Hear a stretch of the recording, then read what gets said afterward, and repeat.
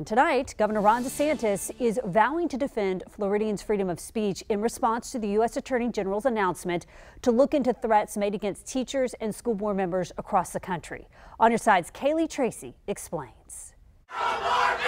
This was the scene outside an Idaho school board meeting about a week ago. Policies related to COVID-19 in the classroom striking a chord across the country. Monday, U.S. Attorney General Merrick Garland asked the FBI and federal prosecutors to meet with federal, state, and local law enforcement to address the threats against teachers, school board members, and staff. In recent months, there has been a disturbing spike in harassment, intimidation, and threats of violence against school administrators, board members, teachers, and staff, Garland wrote in the letter. It comes after leaders with the National School Boards Associations asked the president last week for help investigating threats made over policies like mask mandates. Governor Ron DeSantis responded to the announcement Tuesday, tweeting that Garland is, quote, weaponizing the DOJ by using the FBI to pursue concerned parents and silence them through intimidation, and that he'd protect Floridians' freedom of speech. We have a very broad freedom of speech because of the First Amendment. Local attorney Jennifer Mansfield says it takes a lot for speech to be considered criminal in nature. To just say we're going to be vigilant, we're going to be fighting and encouraging people to show up at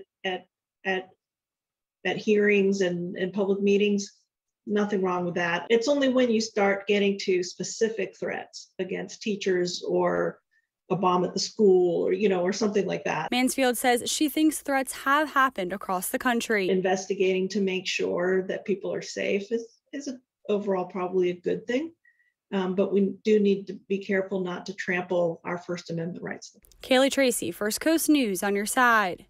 And we have been reaching out to local school districts to ask if they've had any threats against their teachers, school board members, or staff. A spokesperson for the St. Johns County School District says they have not. We're still waiting to hear back from other districts.